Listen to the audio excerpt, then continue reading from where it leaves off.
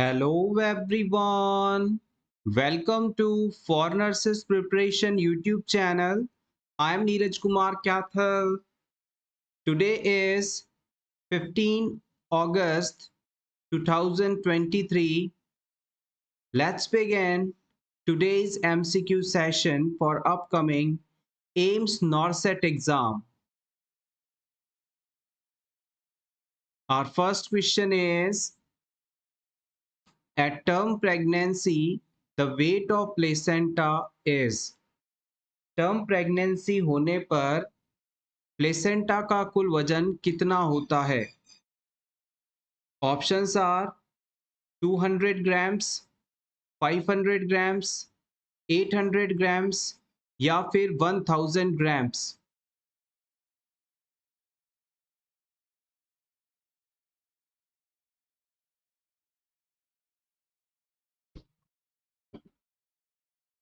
Correct answer is option B 500 grams.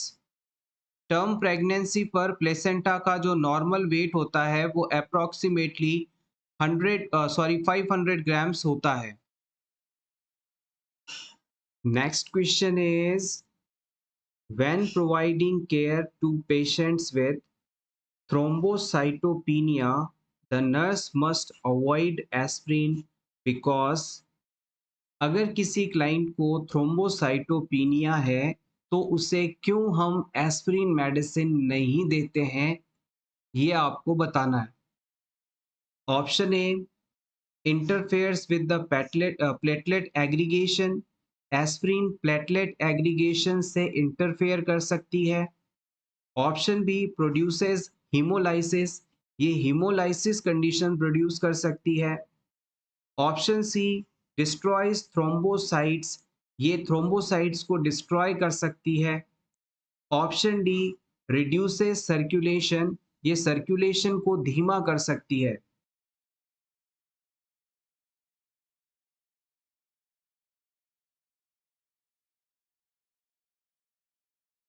सबसे पहले तो आपको यहाँ पता होना चाहिए कि ये जो थ्रोम्बोसाइटोपिनिया टर्म दी गई है इसका क्या मतलब होता है।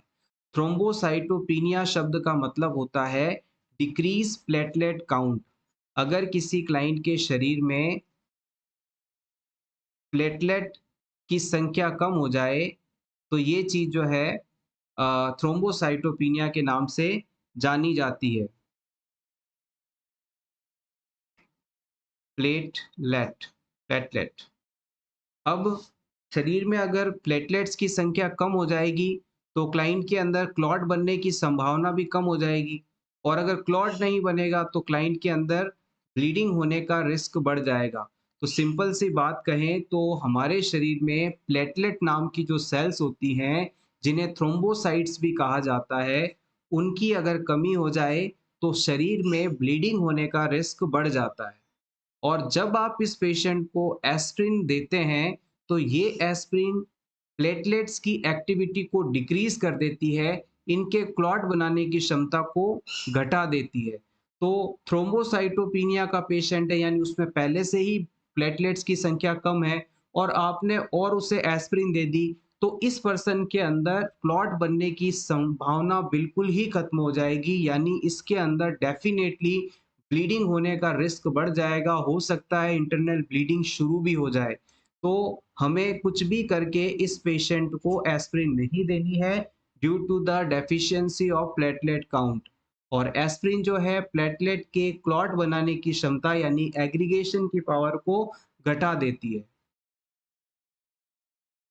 Next question is, a coronary artery disease patient in cardiac care unit complains of sudden onset of breathlessness, blood pressure is 160 mm of Hg, the first nursing action you will perform is।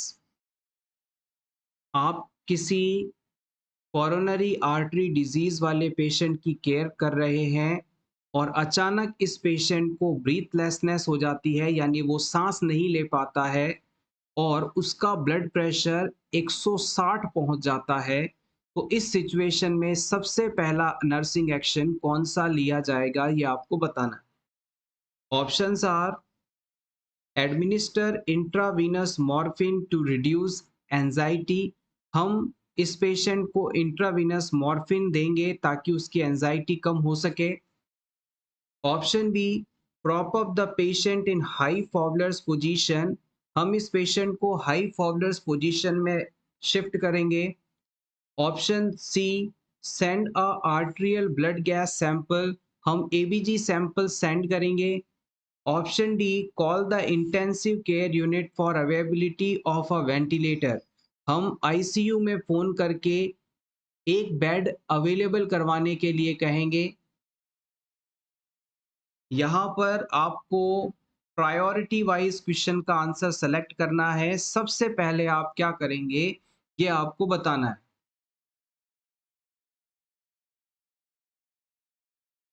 This question is important for AIIMS NORCET exam.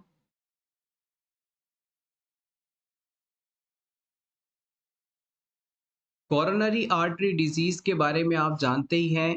हमारे heart तक जो coronary arteries होती हैं वही blood supply पहुंचाने का काम करती हैं। और अगर इन आर्टरीज के अंदर स्पाज्म आ जाए या कोई ऑब्स्ट्रक्शन आ जाए जिसकी वजह से जो ब्लड है हार्ट तक नहीं पहुंच पाए तो ये कंडीशन कोरोनरी आर्टरी डिजीज के रूप में जानी जाती है। अब इस पेशेंट को जब ब्रीथिंग डिफिकल्टी हो रही है तो हमारी सबसे प्रायोरिटी इसी प्रॉब्लम के सॉल्यूशन को करने की रहेगी। और इसका सॉल्यूशन है पेशेंट के बेड का हेड साइड प्रॉप अप कर देना, यानी बेड को ऊपर उठा देना। आपका पेशेंट जिस बेड पर लेटा हुआ है उस पेशेंट के बेड का जो हेड साइड वाला पार्ट है आप ऊपर उठा देंगे ताकि पेशेंट फॉबलर्स पोजीशन में आ जाए या हाई फॉबलर्स पोजीशन में आ जाए। और जैसे ही आपका पेशेंट हाई फॉबलर्स पोजीशन के अंदर आएगा तो पेशेंट के लंग्स को एक्सपेंड होने के लिए पूरा स्पेस मिल जाएगा और हार्ट के ऊपर जो वर्कलोड पड़ रहा था वो भी कम होने लगेगा और क्लाइंट को रेस्पिरेशन से रिलेटेड जो डिफिकल्टी हो रही थी उसमें थोड़ी कमी आएगी। क्लाइंट अब बेहतर तरीके से सांस ले पाएगा। तो यहाँ पर हमारा जो फर्स्ट एक्शन होगा पेशेंट को हाई फॉबलस पोजीशन देना ताकि उसके लंग्स पूरी तरह से एक्सपेंड हो सकें और उसे रेस्पिरेशन प्रॉपरली मिल सके। यहाँ पर ऑप्शन वन के अंदर कहा गया है कि हम पेशेंट की एंजाइटी को कम करने के लिए इंट्रावीनसली मॉर्फिन एडमिनिस्टर करेंगे। देखिए, किसी भी मेडिसिन को हम बिना डॉक्टर की परमिशन के इंसर्ट नहीं कर सकते, तो हमें इसके लिए पहले ऑर्डर लेना होगा।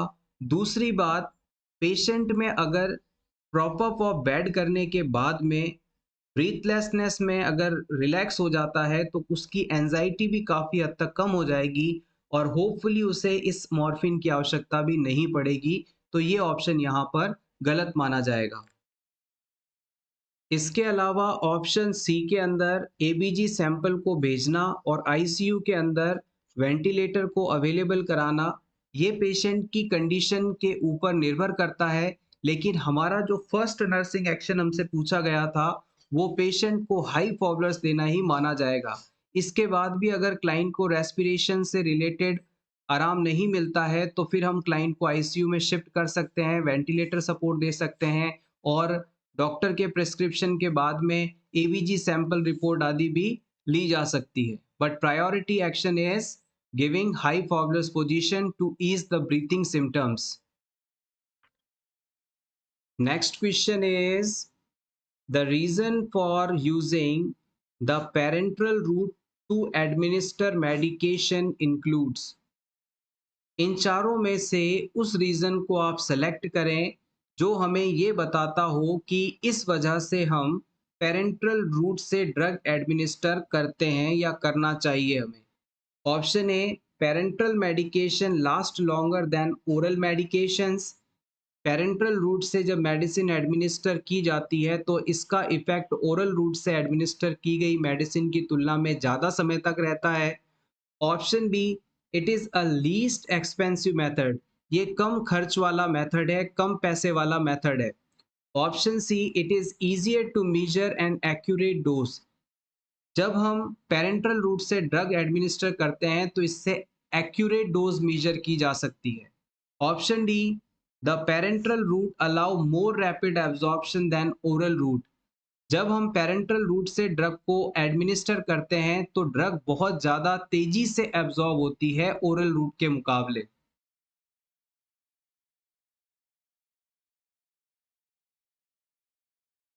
बहुत ही बेसिक और इम्पॉर्टेंट क्वेश्चन है। It can be asked in upcoming AIIMS NORCET exam. आपको इस क्वेश्चन का आंसर बहुत ही आसानी से आ सकता है अगर आप इस पेरेंट्रल शब्द का मतलब समझते हैं। पेरेंट्रल रूट होता क्या है, अगर आप ये जानते हैं तो इस क्वेश्चन का आंसर दे पाएंगे। पेरेंट्रल शब्द के अंदर दो चीजें हैं, पार प्लस एंट्रल। एंट्रल शब्द जो है गैस्ट्रो इंटेस्टाइनल ट्रैक्ट को बताता है और पार शब्द का मतलब होता है के अलावा, यानी ऐसा कोई भी रूट जिससे आप मेडिसिन को एडमिनिस्टर करें और वो आपके जीआईटी में ना जाए, तो वो सभी रूट जो है पेरेंट्रल रूट का एग्जाम्पल माने जाते हैं। पेरेंट्रल रूट का मतलब हो गया कि मेडिसिन को आप ओरल रूट से, रेक्टम रूट से एडमिनिस्टर नहीं करेंगे। इस जीआईटी के अलावा अगर किसी रूट से एडमिनिस्टर की जा रही है तो सभी पेरेंट्रल रूट है। इसके अंदर नॉर्मली देखा जाए तो आईवी रूट हो सकता है, आईएम हो सकता है, सबक्यूटेनियस हो सकता है, आईडी हो सकता है। ये सभी पेरेंट्रल रूट के एग्जाम्पल्स हैं। अब आप बताएं कि पेरेंट्रल रूट से ड्रग एडमिनिस्टर करने का क्या बेनिफिट है, क्यों हम इसे प्रेफर कर सकते हैं? Yes exactly, the option D is absolutely correct. जब हम पेरेंट्रल रूट का इस्तेमाल करते हैं, जैसे कि मान लीजिए आपने कोई मेडिसिन आईवी रूट से एडमिनिस्टर करी, तो ये मेडिसिन डायरेक्टली आप ब्लड के अंदर डिलीवर करते हैं और ब्लड में ये मेडिसिन तुरंत एब्जॉर्ब होकर अपना इफेक्ट दिखा देगी, और ये सबसे बड़ा इसका एडवांटेज होता है। So option D is correct. Parenteral route is preferred for more rapid absorption than oral route. Next question is the normal range of serum creatinine level is।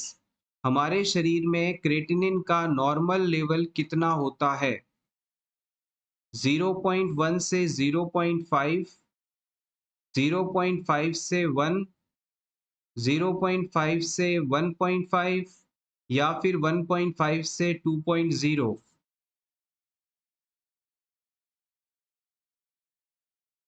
किसी भी पर्सन के अंदर जब हम क्रिएटिनिन का लेवल असेस करते हैं, तो बेसिकली हम उस क्लाइंट की किडनीज के बारे में जानकारी जुटा रहे होते हैं। अगर हमारे शरीर के अंदर क्रिएटिनिन का लेवल नॉर्मल है, तो इसका मतलब है हमारी किडनीज के अंदर कोई दिक्कत नहीं है, सब कुछ ओके है। लेकिन अगर किडनीज के अंदर प्रॉब्लम है, तो शरीर में क्रिएटिनिन का लेवल हमेशा आपको नॉर्मल से ज़्यादा मिलेगा, यानी बढ़ा हुआ मिलेगा, इंक्रीज्ड मिलेगा। इस क्वेश्चन का सही आंसर होगा ऑप्शन सी। हमारे शरीर में क्रेटिनिन का नॉर्मल लेवल जो है 0.5 से 1.5 mg पर डीएल के बीच में होता है। Next question is a liver cirrhosis patient's serum ammonia level is elevated and the healthcare provider prescribes 30 ml of lactulose, which of the adverse effect of this drug seen? Liver cirrhosis का patient है, इसमें ammonia का level normal से ज़्यादा होने लग जाता है। इस सिचुएशन में डॉक्टर द्वारा 30 ml लैक्टुलोज लिखा गया है। इस लैक्टुलोज के साथ क्लाइंट में कौन सा एडवर्स इफेक्ट देखने को मिल सकता है, ये आपको बताना है। Option A increase urine output, option B decrease,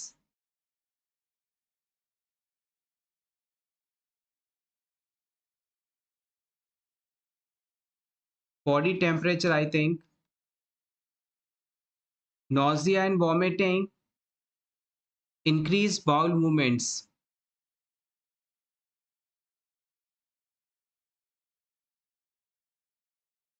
option B को आप हटा दीजिए, ये इसका सही आंसर नहीं हो सकता। ए, सी और डी इन तीनों में से आप अपना आंसर सेलेक्ट करें।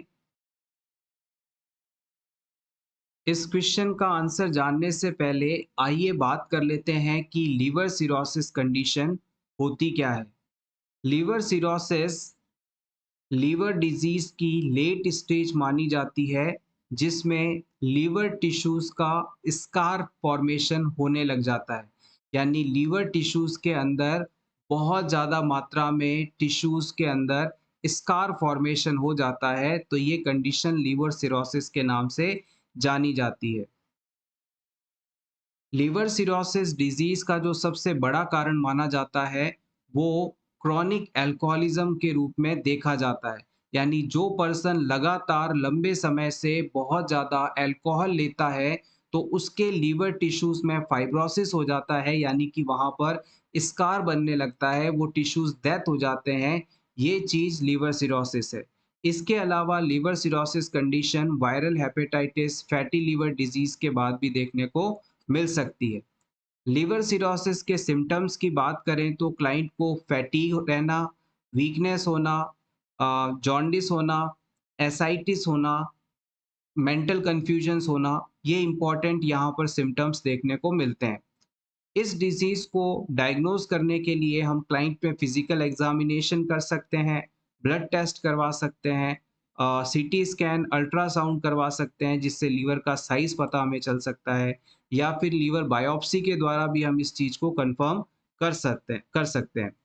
लिवर सिरोसिस वाले पेशेंट्स के अंदर portal hypertension, oesophageal varices, hepatic encephalopathy, ये सब कॉम्प्लिकेशन के रूप में देखने को मिलते हैं। इस पेशेंट के ट्रीटमेंट में हम जो भी उसे सिम्पटम्स आ रहे हैं, according to their symptoms treatment इन्हें प्रिस्क्राइब करते हैं। इसके अलावा हम क्लाइंट को अल्कोहल छोड़ने की सलाह देते हैं, लाइफ़स्टाइल चेंज करने के लिए कहते हैं, सिम्पटम्स के अकॉर्डिंग मेडिकेशंस देते हैं, और अगर फिर भी क्लाइंट में ये चीज़ नहीं ठीक हो पा रही है, तो फिर उसे लीवर ट्रांसप्लांट करवाने के लिए भी कहा जाता है। ये लीवर सिरोसिस के बारे में कुछ इम्पोर्टेंट पॉइंट्स हैं। अब लीवर सिरोसिस के होने पर हमारी बॉडी में जो अमोनिया है, उसका लेवल बढ़ने लगता है, और इसे मैनेज करने के लिए 30 ml लैक्टुलोज़ देने के बाद क्लाइंट के अंदर बाउल मूवमेंट इंक्रीज़ हो जाएँगी। ये इसका साइड इफ़ेक्ट है।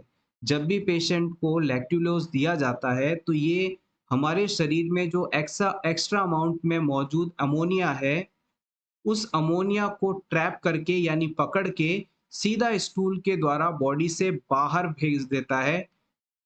तो इस चीज़ के अंदर डायरियल कंडीशन डेवलप हो सकती है। जब आप पेशेंट को लैक्टुलोज़ देंगे, तो ये अमोनिया को स्टूल के साथ बॉडी से बाहर भेज देगा, और इस वजह से बाउल मूवमेंट बढ़ जाती है, उससे डायरिया जैसी कंडीशन हो सकती है। ये लैक्टुलोज़ का एक एडवर्स इफ़ेक्ट है। अब आप सोच रहे होंगे कि लिवर सिरोसिस में अमोनिया का लेवल कैसे बढ़ता है, तो इसे भी समझ लीजिएगा। जब हमारे शरीर में प्रोटीन का डाइजेशन होता है, प्रोटीन का ब्रेकडाउन होता है, तो उसके बाय प्रोडक्ट या वेस्ट प्रोडक्ट के रूप में अमोनिया बनता है। और अगर हमारा लीवर हेल्दी है, तो वो इस अमोनिया को बॉडी से बाहर निकाल देता है। लेकिन अगर हमारा लीवर सही तरीके से काम नहीं कर रहा है, तो ये अमोनिया बॉडी से बाहर नहीं जा पाता, और बॉडी में इसका लेवल बढ़ने लगता है, जिससे हमारे ब्रेन पर भी इफ़ेक्ट पड़ता है, हमारे सोचने समझने की क्षमता कम होने लगती है, और इस कंडीशन को हेपेटिक एन्सेफेलोपैथी के रूप में जाना जाता है। लैक्टुलोज़ कैसे अपना काम करता है, इसे भी आप चाहें तो समझ सकते हैं। जब भी आप पेशेंट को कॉन्स्टिपेशन होने पर लैक्टुलोज़ देते हैं, तो ये लैक्टुलोज़ इंटेस्टाइन के अंदर वाटर कंटेंट की मात्रा बढ़ा देता है, जिससे कि स्टूल सॉफ्ट हो जाता है और बाउल मूवमेंट्स इंक्रीज़ हो जाते हैं, जिससे क्लाइंट में कॉन्स्टिपेशन के अंदर रिलीफ मिलता है। Next question is scalds means it is the burn caused by. Scalds किस प्रकार का बर्न है? इलेक्ट्रिसिटी बर्न है, फ्लेम बर्न है, केमिकल बर्न है, या फिर मॉइस्ट हीट बर्न है?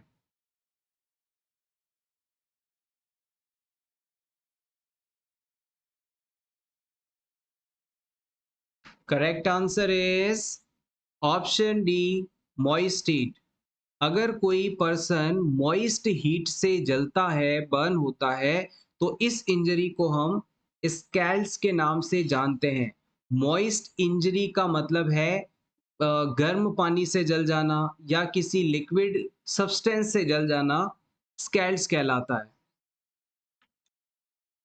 Next question is the volume of blood in the mature placenta is approximately, किसी मैच्योर प्लेसेंटा के अंदर कितना ब्लड वॉल्यूम होता है?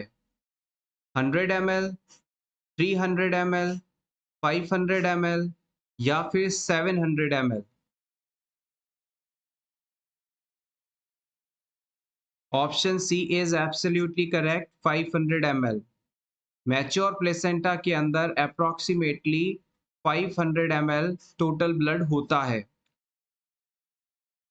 Next question is aspirin prolongs bleeding time by inhibiting the synthesis of।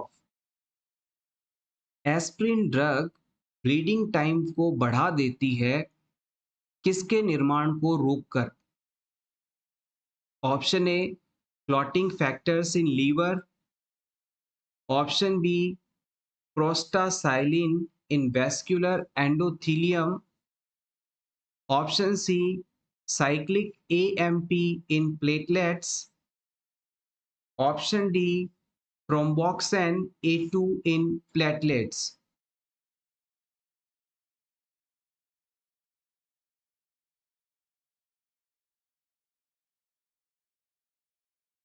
Option D is absolutely correct. Aspirin thromboxane A2 के निर्माण को रोक देती है जिससे कि ब्लीडिंग टाइम बढ़ जाता है। आइए इसके बारे में थोड़ा और जान लेते हैं।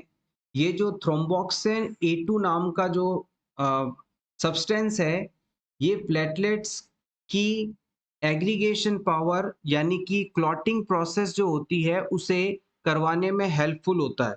साथ ही साथ ये ब्लड वेसल्स को कॉन्स्ट्रिक्ट करवाने के लिए ज़रूरी होता है।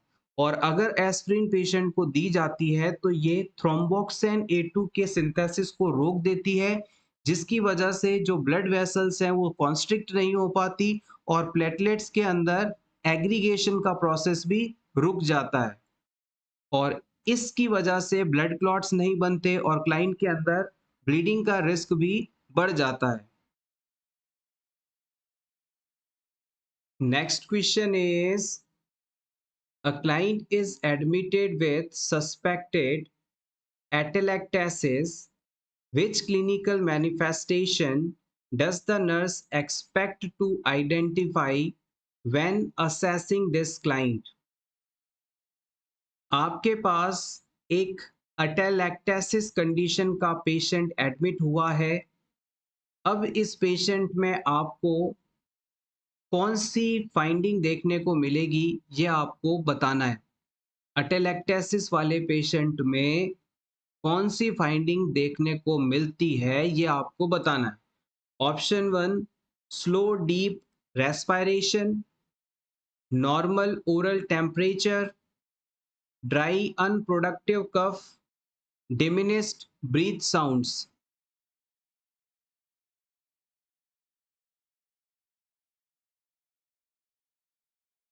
सबसे पहले हम बात करेंगे कि ये अटेलेक्टेसिस कंडीशन होती क्या है। ऑपरेशन के बाद रेस्पिरेटरी सिस्टम के अंदर सबसे ज़्यादा देखा जाने वाला जो कॉम्प्लिकेशन होता है वो अटेलेक्टेसिस ही होता है। सर्जरीज या ऑपरेशन के बाद रेस्पिरेशन रिलेटेड सबसे बड़ा जो कॉम्प्लिकेशन देखने को मिलता है वो अटेलेक्टेसिस ही देखने को मिलता है।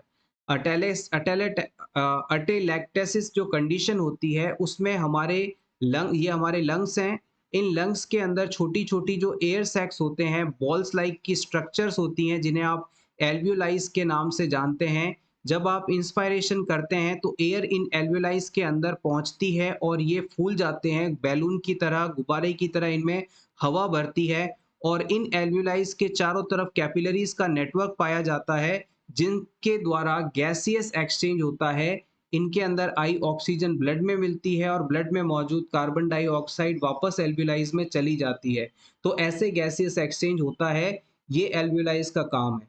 अब अगर किसी क्लाइंट के अंदर इंस्पायरेशन करने पर, गैस इन करने पर ये एल्वियोलाइज इन्फ्लेट ही ना हो, फूले ही ना, ये सिर्फ पिचकी रहें, दबी रहें, कोलैप्स्ड रहें, तो ये कंडीशन अटेलेक्टेसिस के रूप में जानी जाती है।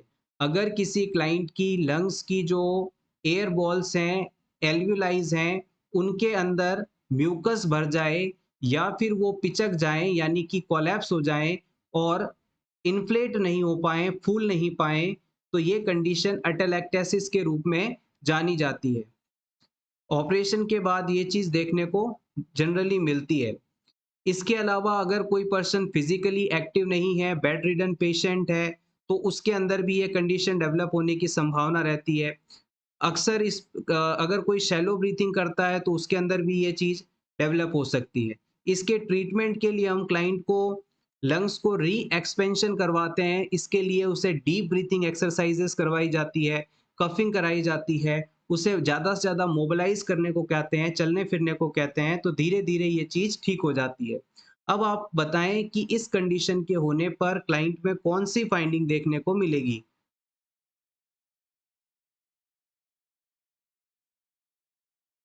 The correct answer is option 4।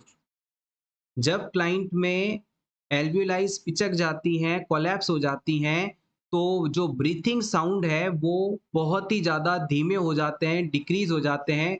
जब आप इनके लंग्स को अस्कल्टेट करेंगे स्टेथोस्कोप की मदद से, तो आपको लंग्स में से कोई भी साउंड सुनाई नहीं देगा और मोस्टली इस डिज़ीज़ के अंदर जो लोअर लोब है वो सबसे ज़्यादा और सबसे पहले प्रभावित होता है। तो हम कह सकते हैं कि एटेलेक्टेसिस वाले पेशेंट में एल्वियोलाइज के कोलैप्स होने की वजह से लंग्स के लोअर लोब्स के अंदर जो ब्रीथिंग साउंड है वो बहुत ही ज़्यादा धीमा आता है या नहीं आता है।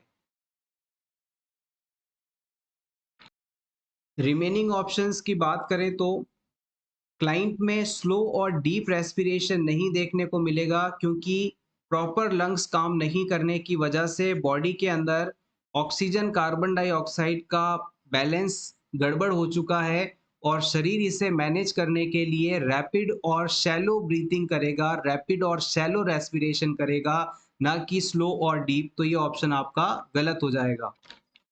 ऑप्शन 2 के अंदर कहा गया है नॉर्मल ओरल टेम्परेचर, ये गलत है। जब भी क्लाइंट को एटेलेक्टेसिस कंडीशन होती है तो वहाँ पर एलिवेटेड टेम्परेचर देखने को मिलता है। क्लाइंट का जो बॉडी टेम्परेचर है वो आपको एलिवेटेड मिलेगा, बढ़ा हुआ मिलेगा।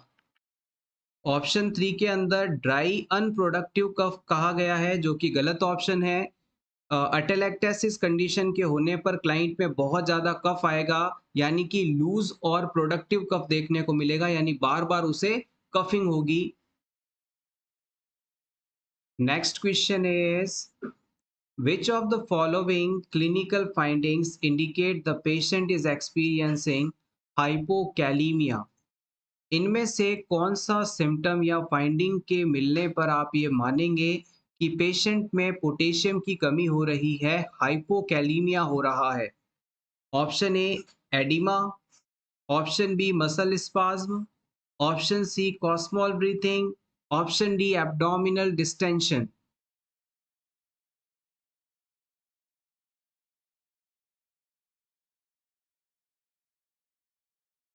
The right answer is option B muscle spasm. अगर किसी क्लाइंट में पोटेशियम की कमी होती है, हाइपोकैलीमिया जैसी स्टेट डेवलप होती है, तो उसके अंदर आपको मसल स्पाज्म एक इम्पॉर्टेंट फाइंडिंग के रूप में देखने को मिलेंगे। इसके अलावा अगर आपसे पूछ लिया जाए कि और कौन-सी फाइंडिंग्स देखने को मिलेंगी, तो आप बता सकते हैं मसल स्पाज़्म या मसल वीकनेस कह सकते हैं, फैटीग कह सकते हैं, मसल क्रैम्प्स कह सकते हैं, कार्डियक अरिथमियाज़ कह सकते हैं। यस, एग्ज़ैक्टली पोटेशियम की कमी हो या पोटेशियम ज़्यादा हो जाए, दोनों ही कंडीशन में आपकी हार्ट रेट डिस्टर्ब होगी, एब्नॉर्मल हार्ट रिदम्स जनरेट होने लगेंगी, यानी डिसअरिथमिया कंडीशन डेवलप होगी। इसके अलावा क्लाइंट को कॉन्स्टिपेशन हो सकता है, क्लाइंट को पॉलीयूरिया हो सकता है, पॉलीडिप्सिया हो सकता है, टिंगलिंग नमनिंग सेंसेशन हो सकता है और सबसे ज़्यादा इम्पोर्टेंट जो कि प्रीवियस नर्सिंग रिक्रूटमेंट एग्जाम्स में कई बार पूछा गया है कि क्लाइंट के अंदर ईसीजी चेंज भी आएगा। यहाँ पर एब्नॉर्मल यू वेव भी ईसीजी पर बनने लगेगी। हाइपोकैलीमिया होने पर एब्नॉर्मल यू वेव देखने को मिलती है। This is very important finding that you will see. इसके अलावा आप चाहें तो नोट कर सकते हैं पोटेशियम का जो नॉर्मल लेवल होता है हमारे शरीर के अंदर वो 3.5 से लेकर 5 5 या 5.2 कर लीजिए। हर जगह आपको थोड़ा बहुत फ़र्क मिल सकता है। मिली इक्विवेलेंट पर लीटर ये इसकी नॉर्मल वैल्यू है। इससे अगर कम होगा तो हाइपोकैलीमिया और इससे अगर ज़्यादा होगा तो hyperkalaemia. Next question is early amniocentesis can be performed at। Amniocentesis को हम प्रेगनेंसी में जल्दी से जल्दी किस सप्ताह पर परफॉर्म कर सकते हैं?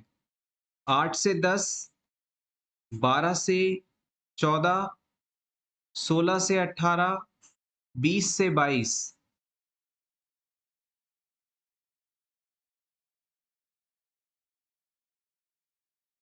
एमनियोसेंटेसिस प्रोसीजर में हम प्रेग्नेंट वुमेन के यूट्रस से एमनियोटिक फ्लूइड का सैंपल लेते हैं और इस सैंपल के द्वारा हम बच्चे के अंदर जेनेटिक कंडीशंस को आइडेंटिफाई करते हैं। बच्चे में किसी प्रकार की जेनेटिक एबनॉर्मलिटी तो नहीं है, इस चीज़ को पता किया जाता है इस टेस्ट के द्वारा और इसे हम जल्दी से जल्दी 16 से 18 सप्ताह की प्रेगनेंसी पर परफॉर्म कर सकते हैं।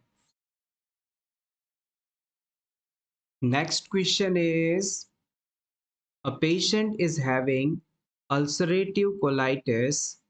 Which action should take priority during first days of hospitalization?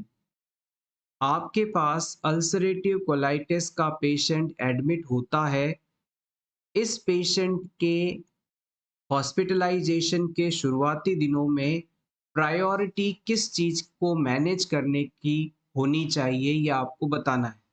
Option A managing diarrhoea, option B provide adequate nutrition, option C rest and comfort, option D promote self care.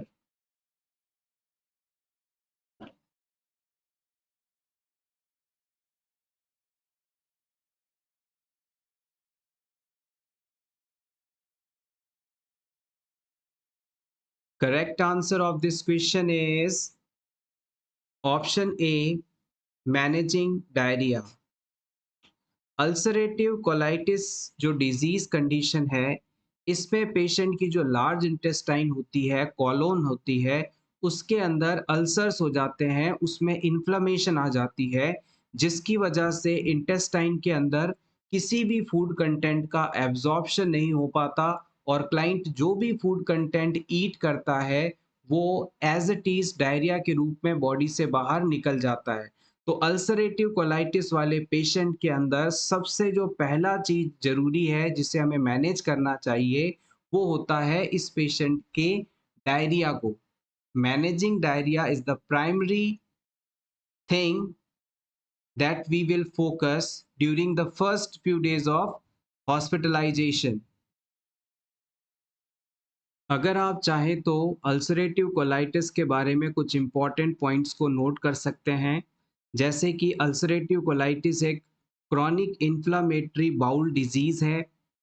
ये primarily colon और rectum की inner lining को affect करता है।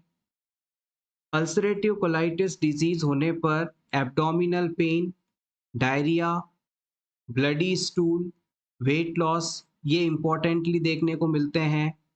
इसका exact cause तो clear नहीं है, लेकिन मोस्टली ये इम्यून सिस्टम डिस्फंक्शन के बाद देखने को मिलता है। अल्सरेटिव कोलाइटिस को आइडेंटिफाई करने के लिए कोलोनोस्कोपी या फिर बायोप्सी का इस्तेमाल किया जा सकता है। इस डिजीज़ के ट्रीटमेंट के लिए हमें ऐसी मेडिसिन्स इस्तेमाल करनी होती हैं जो कि इन्फ्लेमेशन को कम कर सकें और साथ ही साथ सिम्पटम्स को मैनेज कर सकें। अगर मान लीजिए मेडिसिन से ये डिज़ीज़ क्योर नहीं हो पा रहा है, तो हम सर्जरी परफ़ॉर्म कर सकते हैं और कोलोन का वह हिस्सा जो कि डिज़ीज़्ड है, उसे रिमूव किया जाता है सर्जरी करके। Next question is when a nurse patient relationship is ending, the patient may react by। जब किसी नर्स पेशेंट की रिलेशनशिप का एंड होता है, तब पेशेंट द्वारा कैसे रिएक्ट किया जा सकता है? Option A rejecting the nurse, option B becoming angry, option C regression and withdrawal, option D acceptance.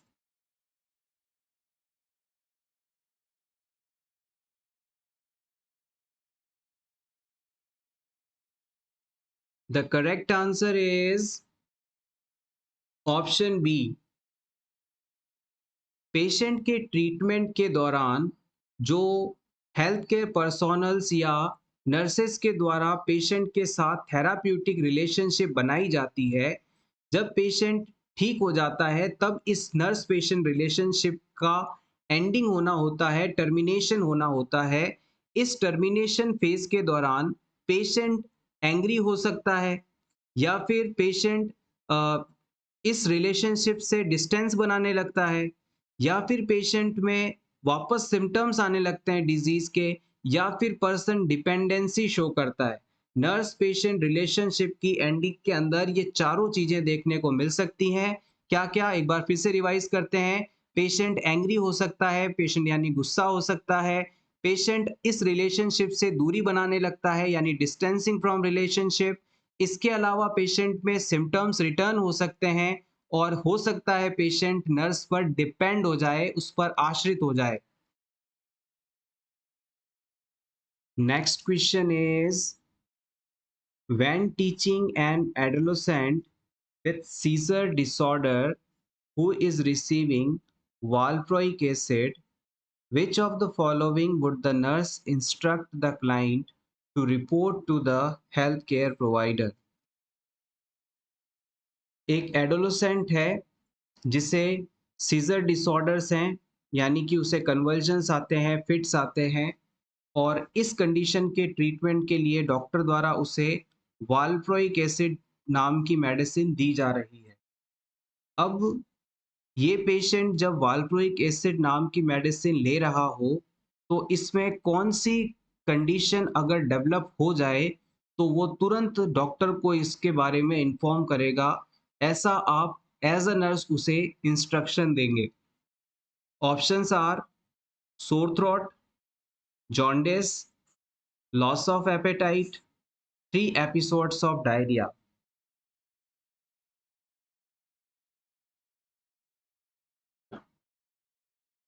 वाल्प्रोइक acid जो है एंटी कन्वल्सेंट मेडिसिन है, यानी कि ये सीजर्स के ट्रीटमेंट में इस्तेमाल की जाती है।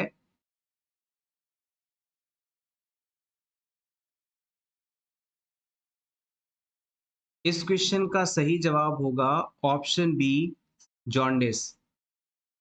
वॉल्प्रोइक एसिड के द्वारा हमारे लीवर पर इफ़ेक्ट डाला जाता है, जिससे लीवर फंक्शंस डिस्टर्ब हो जाते हैं और हमारे बॉडी के अंदर जॉन्डिस जैसी कंडीशन डेवलप होने लगती है, और इसके बारे में हेल्थ केयर प्रोवाइडर को रिपोर्ट करना सबसे ज़रूरी है। अगर कोई पर्सन वॉल्प्रोइक एसिड नाम की दवा ले रहा है और उसे जॉन्डिस डेवलप हो जाए, तो तुरंत उसे डॉक्टर को इन्फॉर्म करना है, क्योंकि ये मेडिसिन लीवर टॉक्सिसिटी कर सकती है, लीवर पर इफ़ेक्ट डाल सकती है, और इसके बारे में डॉक्टर को बताना सबसे ज़रूरी है। रिमेनिंग ऑप्शंस की बात करें तो sore throat, loss of apatite और 3 एपिसोड्स ऑफ डायरिया, ये सभी इतने ज़्यादा इम्पोर्टेंट साइड इफ़ेक्ट्स नहीं हैं जिनके बारे में तुरंत डॉक्टर को बताया जाना चाहिए। Next question is, a client Who should get priority in nursing care is the one with। आपके पास इमरजेंसी में 4 पेशेंट्स आए अचानक एक साथ, तो इन चारों में से सबसे पहले आप किसे नर्सिंग केयर प्रोवाइड करेंगे, ये आपको बताना है। Important question for upcoming AIIMS NORCET exam. पहला पेशेंट है जिसमें पटेला बोन फ्रैक्चर हुई है। दूसरा पेशेंट है जिसके एब्डोमेन एरिया के अंदर वुंड है, घाव है। तीसरा पेशेंट है जिसे हेड इंजरी है, सर पर चोट लगी है। और चौथा पेशेंट है जिसे वेंट्रिकुलर फिब्रिलेशन हो रहा है। किस पेशेंट को आप सबसे पहले नर्सिंग केयर प्रोवाइड करेंगे? जब आप नर्सिंग ऑफिसर बनकर ड्यूटी ज्वाइन कर लेंगे, तो आपको अक्सर ड्यूटी के दौरान बहुत सारा वर्कलोड मिलेगा, बहुत सारे पेशेंट्स मिलेंगे। तो हमेशा आप कोशिश करिए कि जिस पेशेंट को सबसे ज़्यादा ज़रूरत है, सबसे ज़्यादा क्रिटिकल है, उसे सबसे पहले आप अटेंड करें और उसके बाद second priority, third priority, fourth priority इस तरह से आप पेशेंट्स को उनकी सिचुएशन के हिसाब से हैंडल करेंगे, तो आपके सभी पेशेंट्स को आप अच्छी केयर दे पाएँगे, उनकी लाइफ को सेव कर पाएँगे। यहाँ पर सबसे ज़्यादा सबसे पहले हम वेंट्रिकुलर फिब्रिलेशन वाले पेशेंट को इम्पोर्टेंस देंगे। अगर वेंट्रिकुलर फिब्रिलेशन वाले पेशेंट को आपने तुरंत डीफिब नहीं दिया, तो इस पेशेंट की डेथ होना निश्चित है। वेंट्रिकुलर फिब्रिलेशन वह एब्नॉर्मल हार्ट रिदम है जिसमें वेंट्रिकल्स जो होते हैं हार्ट के वो बहुत तेजी से बीट करने लगते हैं, जिससे सर्कुलेशन नहीं हो पाता और क्लाइंट के अंदर हार्ट फेलियर के कारण डेथ होने की संभावना बढ़ जाती है। हार्ट की इस एब्नॉर्मल रिदम को करेक्ट करने के लिए काउंटर शॉक दिया जाता है, डिफिब्रिलेट किया जाता है, जो इसका एकमात्र और सबसे प्रभावी ट्रीटमेंट माना जाता है। यहाँ पर आप चाहें तो नोट कर सकते हैं, इसका जो ट्रीटमेंट है वो डिफिब्रिलेट करना होता है।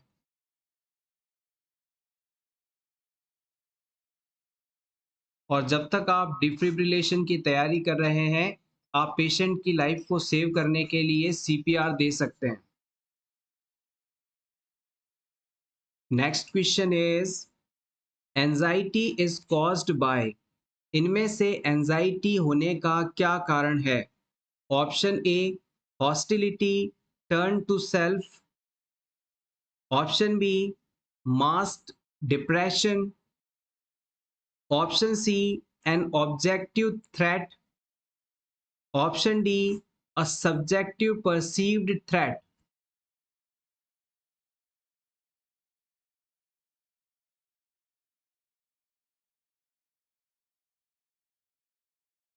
The correct answer is option D, a subjective perceived threat is caused anxiety। Option D correct. जब किसी पर्सन को ऐसा लगता है या ऐसा आभास होता है, उसे अनुमान होता है कि कोई चीज उसे नुकसान पहुंचा सकती है या उसके आसपास कोई खतरा है, तब उसे एंजाइटी होने लगती है, उसे चिंता होने लगती है। It is a subjective thinking threat. Next question is the recommended daily intake of folic acid during pregnancy is about। Pregnancy के दौरान हर दिन लगभग कितना फॉलिक एसिड लेना चाहिए? 100 से 200 माइक्रोग्राम, 300 से 400 माइक्रोग्राम, 500 से 600 या फिर 700 से 800 माइक्रोग्राम।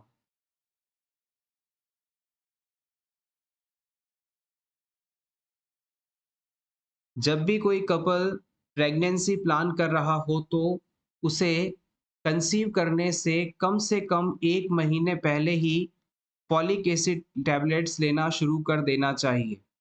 फॉलिक एसिड प्रेगनेंसी के दौरान पर्याप्त मात्रा में लेने पर होने वाले बच्चे में न्यूरल ट्यूब डिफेक्ट्स होने की संभावना खत्म हो जाती है। फॉलिक एसिड की मात्रा हर दिन कम से कम 300 से 400 माइक्रोग्राम के बीच होनी चाहिए। प्रेग्नेंट वुमेन को हर दिन कम से कम 300 से 400 माइक्रोग्राम फॉलिक एसिड लेना चाहिए। Next question is a broad spectrum anti helminthic is. इनमें से broad spectrum anti helminthic drug कौन सी है? Options are piperazine citrate, albendazole, niclosamide, टेट्राक्लोरोइथाइलिन।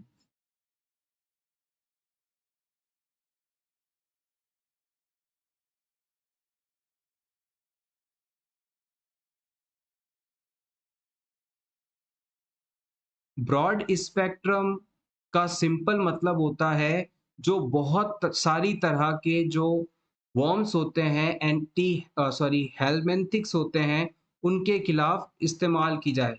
जैसे कि आपने सुना होगा कि ये एंटीबायोटिक ड्रग ब्रॉड स्पेक्ट्रम है, यानी कि ये बहुत सारे बैक्टीरियाज को किल कर सकती है।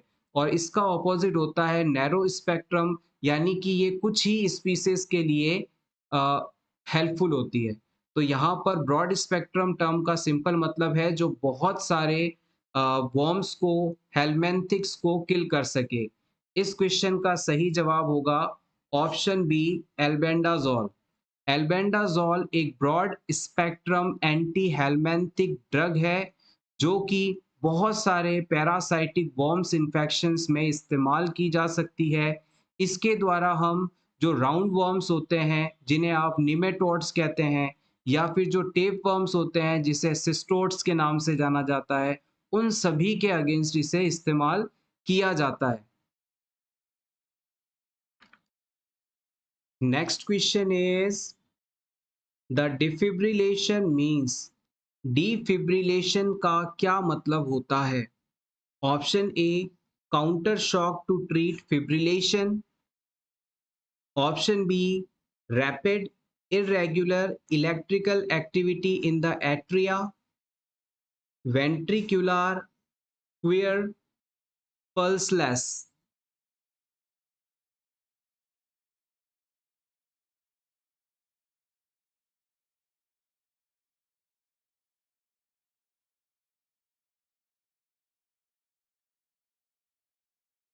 The correct answer is option A, counter shock to treat fibrillation.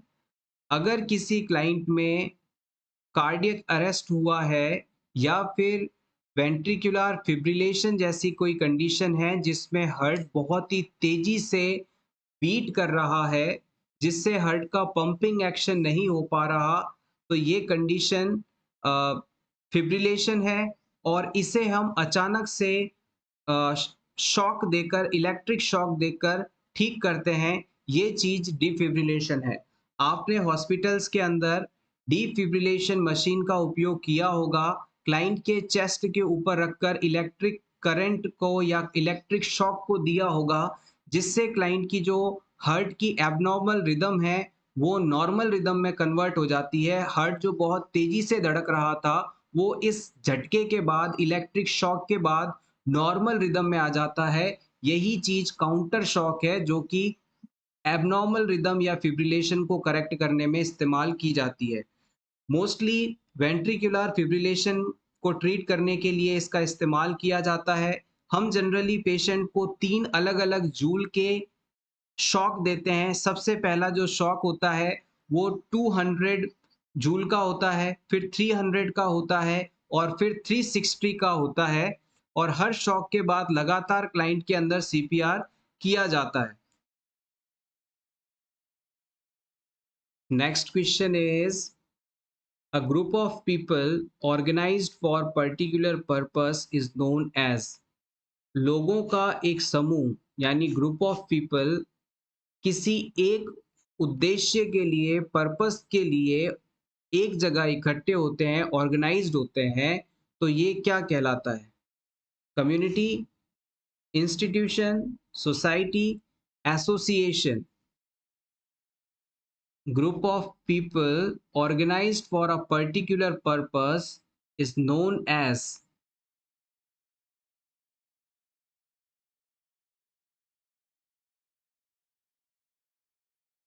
The correct answer is option D, association.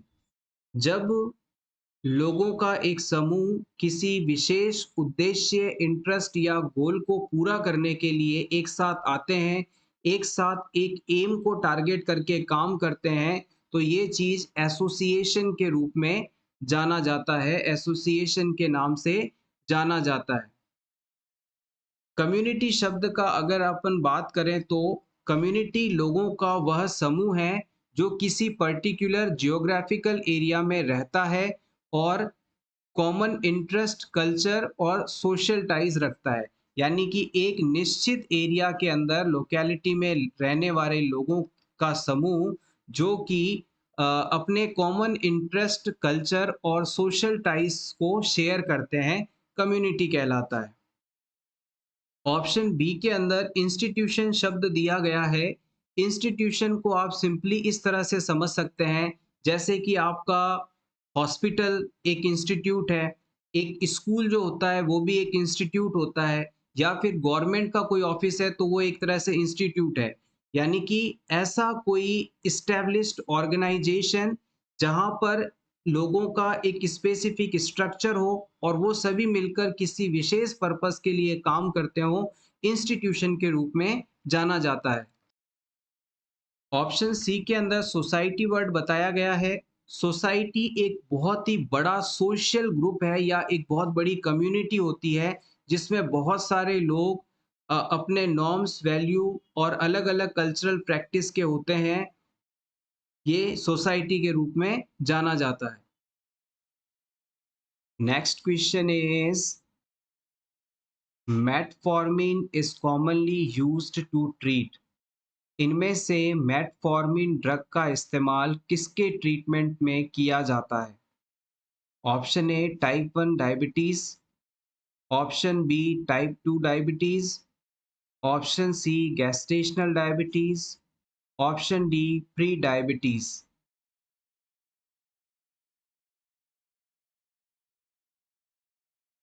ये बात तो आप नोट कर सकते हैं कि जो मेटफॉर्मिन है, ये हमारे शरीर के अंदर बढ़े हुए ब्लड शुगर लेवल को मैनेज करने के लिए दी जाती है।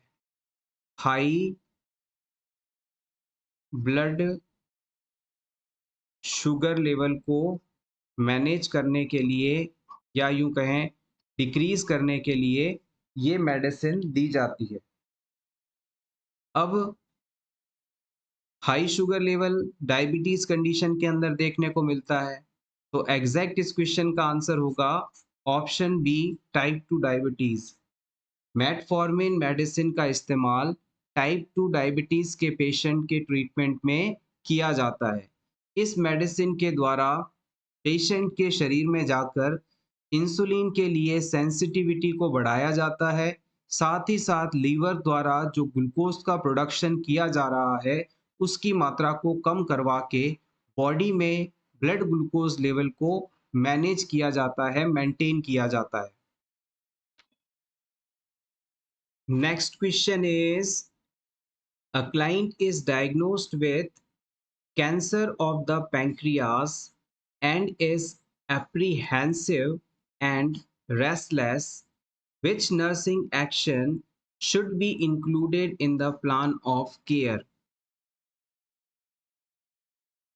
आपके पास कोई ऐसा पेशेंट है जिसे पैंक्रियास का कैंसर डायग्नोज हुआ है।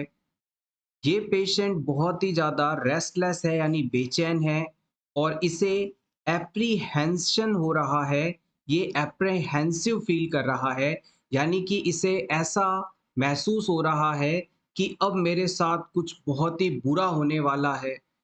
उसे स्ट्रेस हो रहा है, सिंपली कहें तो उसे टेंशन हो रहा है। इस सिचुएशन में एज अ नर्स आपके द्वारा इस पेशेंट की केयर प्लान करते समय कौन सा बेस्ट एक्शन यहाँ इंक्लूड करना चाहिए? Options are encouraging expression of concern, option 2 administering antibiotics as prescribed, option C teaching the importance of getting rest, option D explaining that everything will be all right.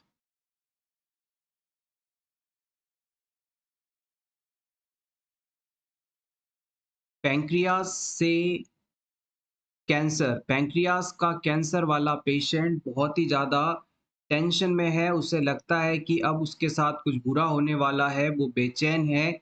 ऐसे patient की care के दौरान हम यहाँ पर option 1 को select करेंगे, इसे प्लान ऑफ केयर में इंक्लूड करेंगे। हम उस पेशेंट से ओपन एंडेड क्वेश्चन पूछकर कम्युनिकेशन बेहतर करने की कोशिश करेंगे।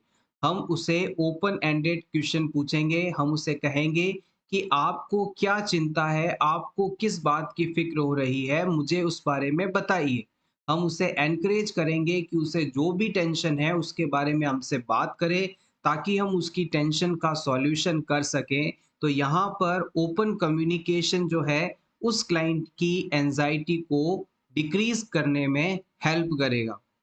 अब पेशेंट तो रेस्टलेस है, टेंशन में है और आप अगर उसे एंटीबायोटिक मेडिसिन देंगे तो उससे इस मेडिसिन से उसकी एंग्ज़ायटी कम नहीं हो सकती, तो ये ऑप्शन आपका गलत होगा। अगर पेशेंट बहुत ही ज़्यादा एंग्ज़ायटी में है और इस सिचुएशन में आप उसे कोई टीचिंग देते हैं तो वो ज़्यादा इफ़ेक्टिव नहीं होगी। सो यहाँ पर ये ऑप्शन भी आपका गलत है। और चौथे स्टेटमेंट में कहा गया है कि आप चिंता ना करें, आप टेंशन ना लें, सब कुछ ठीक हो जाएगा, एवरीथिंग विल बी ऑलराइट। तो ये एक फ़ॉल्स एश्योरेंस है, ये एक झूठा दिलासा है जो एज़ अ नर्स आप किसी भी पेशेंट को नहीं दे सकते। पेशेंट की जो कंडीशन है, उसे उसके बारे में सही-सही बताना हमारा सही कर्तव्य है, ड्यूटी है, उसे फ़ॉल्स एश्योरेशन नहीं देना है, उसे झूठा विश्वास नहीं दिलाना है कि आप ठीक हो जाएँगे या सब कुछ ठीक है। आइए कैंसर ऑफ पैंक्रियाज़ के बारे में कुछ पॉइंट्स को रिवाइज़ कर लेते हैं।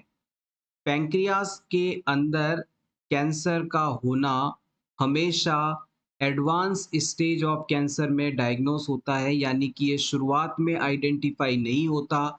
जब ये कैंसर बहुत ही हाई स्टेज में पहुंच जाता है तब पेशेंट को सिम्टम्स आते हैं। इसमें abdominal pain, weight loss, jaundice, digestive issues आदि होते हैं। पैंक्रियाटिक कैंसर्स के रिस्क फैक्टर्स की बात की जाए तो स्मोकिंग, ओबेसिटी, फैमिली हिस्ट्री, ये सभी चीज़ें यहाँ पर इंक्लूडेड होती हैं। पैंक्रियाटिक कैंसर्स का जो प्रोग्नोसिस होता है वो बहुत ही पुअर होता है, लो सर्वाइवल रेट होता है, क्योंकि ये जो कैंसर है बहुत ही लेट स्टेज के अंदर डायग्नोस होता है। इस वजह से हम इन पेशेंट्स को बचा पाने में थोड़ा मुश्किल होती है या इन पेशेंट्स को नहीं बचाया जा पाता।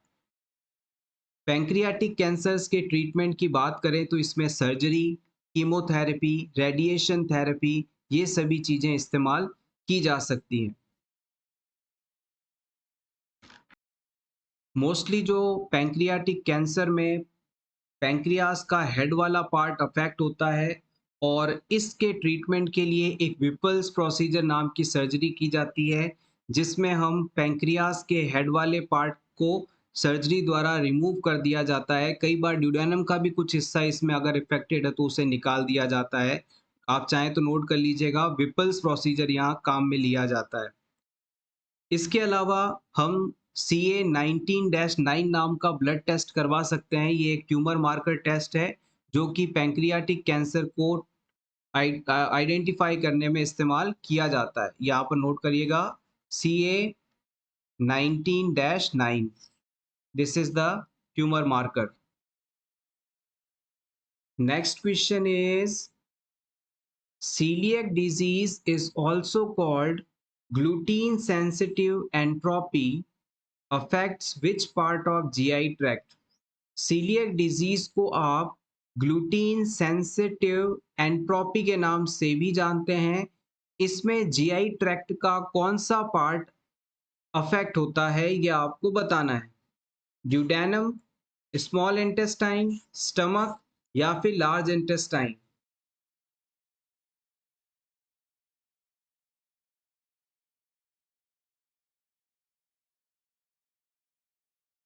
इस क्वेश्चन का आंसर जानने से पहले बात करते हैं कि सीलियक डिजीज क्या है। सीलियक डिजीज एक ऑटो इम्यून डिसऑर्डर है जो कि ग्लूटीन वाले फूड खाने के बाद देखने को मिलता है, जैसे कि व्हीट, बार्ले, ओट, रे, इनके अंदर एक ग्लूटीन नाम का प्रोटीन होता है। हमारा बॉडी सीलिएक डिजीज होने पर इन ग्लूटीन प्रोटीन को डाइजेस्ट नहीं कर पाता और डायरिया, वॉमिटिंग जैसे सिम्टम्स शो करता है। हमारी इंटेस्टाइन के अंदर इस डिजीज के होने पर इन्फ्लामेशन आ जाती है, न्यूट्रिशन का एब्जॉर्प्शन नहीं हो पाता। इस डिजीज कंडीशन को डायग्नोस करने के लिए ब्लड टेस्ट कर सकते हैं, जिसमें स्पेसिफिक एंटीबॉडीज का स्टडी किया जाता है और इस डिजीज को कंफर्म करने के लिए जो कंफर्मेटरी टेस्ट है वो बायोप्सी होता है। इंटेस्टाइन का बायोप्सी कराना यहाँ पर कंफर्मेटरी टेस्ट के रूप में जाना जाता है। इसके ट्रीटमेंट में हम पेशेंट को पूरा जीवन भर ऐसे सभी फूड सब्सटेंसेस को नहीं खाने की सलाह देते हैं जिसमें ग्लूटीन मौजूद होता है। यानी पर्सन व्हीट, बार्ले, ओट, रे इनसे बना कोई भी फूड सब्सटेंस नहीं खा सकता, क्योंकि जब भी वो खाएगा इसकी बॉडी में ग्लूटीन जाएगा और सिम्टम्स आ जाएंगे। ये सभी चीजें यहाँ पर इंपॉर्टेंट रहेंगी। अब इस क्वेश्चन का आंसर जान लेते हैं। सीलिएक डिजीज की वजह से हमारा जो स्मॉल इंटेस्टाइन है वो प्रभावित होता है।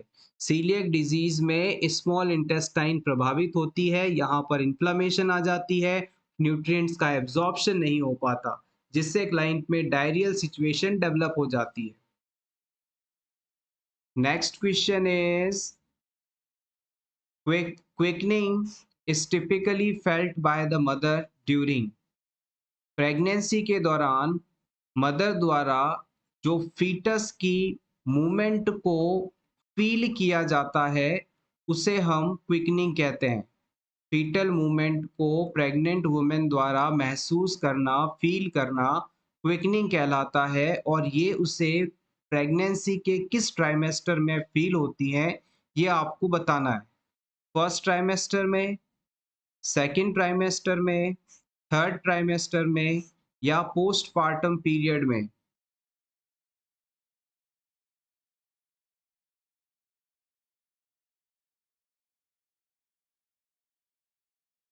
The correct answer is option B, in second trimester.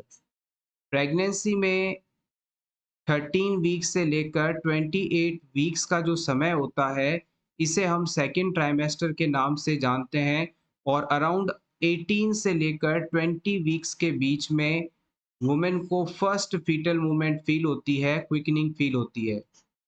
ये क्वेश्चन प्रीवियस एग्जाम में कई बार पूछा गया है, इंपॉर्टेंट है। Next question is the antagonist used in benzodiazepine overdose is। अगर किसी क्लाइंट को बेंजोडाइजेपिन की ओवरडोज हो जाए तो उसका एंटागोनिस्ट या एंटीडोट कौन सा होगा? Option A naloxone, option B physostigmine, option C flumazenil, option D atropine.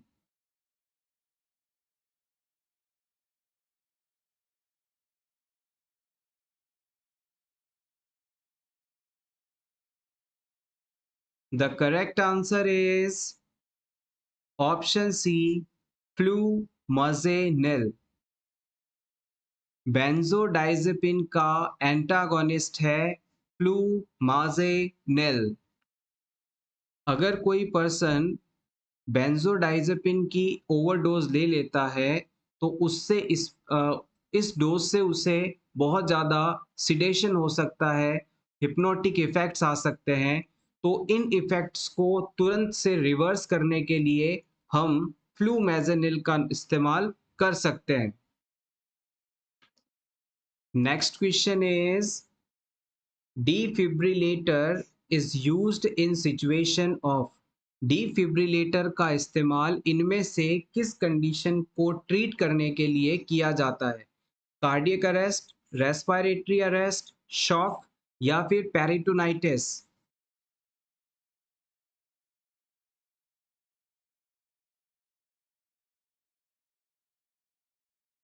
Correct answer is option A cardiac arrest. अगर किसी क्लाइंट को वेंट्रिकुलर फिब्रिलेशन हुआ है या फिर वेंट्रिकुलर ट्रैकीकार्डिया है या फिर कार्डियक अरेस्ट है, तो इन तीनों ही सिचुएशन के अंदर हम क्लाइंट को इलेक्ट्रिक शॉक देकर यानी डिफिब्रिलेट करके अ, ठीक करते हैं, हार्ट की एबनॉर्मल रिदम को नॉर्मल में कन्वर्ट करते हैं। यही चीज डिफिब्रिलेटर के रूप में जानी जाती है। डिफिब्रिलेटर प्रोसेस के दौरान हम क्लाइंट को 3 कॉन्जिक्यूटिव शॉक देते हैं, जिसमें जो पहला शॉक है वो 200 जूल का होता है, फिर 300 जूल का होता है और फिर 360 जूल का होता है। 200, 300 and then 360 joules. Next question is a nurse is teaching a client with permanent colostomy about self-care in preparation for discharge from the hospital. Which intervention should the nurse discuss with the client? किसी patient को permanent colostomy किया गया है।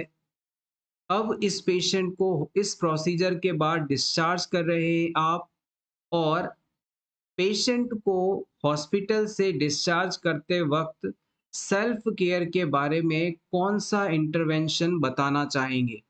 आपके options हैं limiting activity,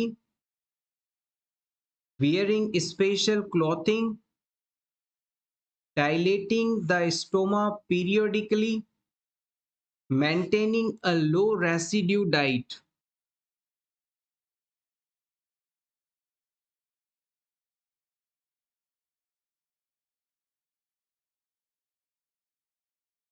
colostomy intestine के अंदर वह बनाई गई वह आर्टिफिशियल ओपनिंग होती है जहां से हम स्टूल को डायरेक्टली बॉडी से बाहर निकालते हैं। Colostomy is the opening made by surgery in the intestine और colon area to take out the stool from the body. अब इस पेशेंट को आप डिस्चार्ज के समय जो सबसे इम्पॉर्टेंट बात बताएंगे वो होगी option 3, dilating the stoma periodically. आप इस पेशेंट से कहेंगे कि आप अपने हाथों में ग्लव्स पहनने के बाद उस पर लुब्रिकेशन लगाएं, यानी कोई चिकना तत्व लगाएं और फिर इसे अपने कोलोस्टोमी एरिया के अंदर डालकर उसे डायलेट करें, उसे घुमाएं, उस होल को, उस ओपनिंग को बड़ा करने की कोशिश करें। अगर आप समय समय पर स्टोमा को, ओपनिंग को इस प्रकार से डायलेट नहीं करेंगे तो ये स्टोमा क्लोज हो जाएगा और आपके इस कोलोस्टोमी में ऑब्स्ट्रक्शन आ सकता है।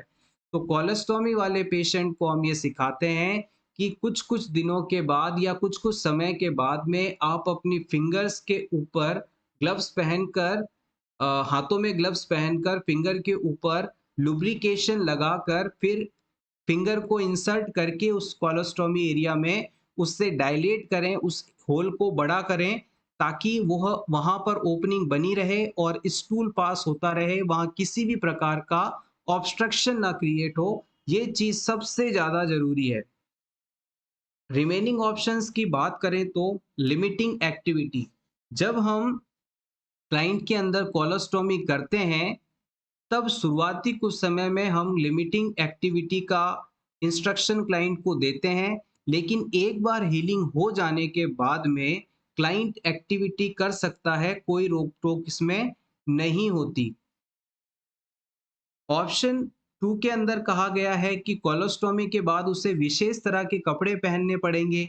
ये भी गलत ऑप्शन है।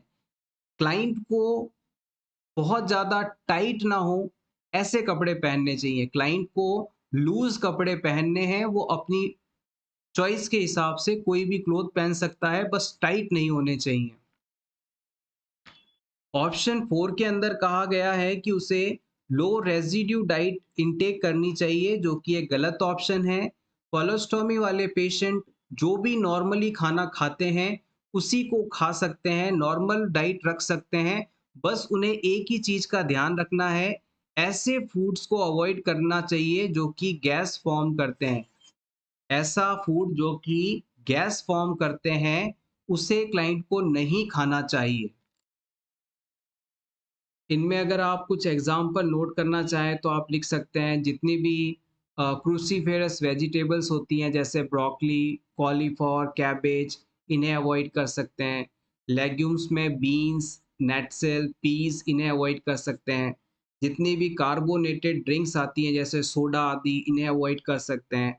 हाई फाइबर फूड्स के अंदर होल ग्रेन, ब्राउन ये सब अवॉइड कर सकते हैं। इसके अलावा एप्पल, पियर्स ये चीज़ आप अवॉइड कर सकते हैं। पीचेस को अवॉइड कर सकते हैं। इसके अलावा आप सार्बिटॉल, मैनिटॉल ये सब जो आर्टिफ़िशियल स्वीटनर्स होती हैं, इससे बनी चीज़ों को अवॉइड कर सकते हैं। हाई फैट फूड को अवॉइड कर सकते हैं, जो कि आपके डाइजेशन को स्लो कर सकता है, जिससे गैस प्रोडक्शन हो सकता है। साथ ही साथ आप स्पाइसी फूड को अवॉइड कर सकते हैं, क्योंकि ये आपकी डाइजेस्टिव ट्रैक्ट को इरिटेट कर सकते हैं और इससे भी आपको गैस हो सकती है। तो इन सब चीज़ों को आप अवॉइड करके इज़िली कोलोस्टोमी के साथ सर्वाइव कर सकते हैं।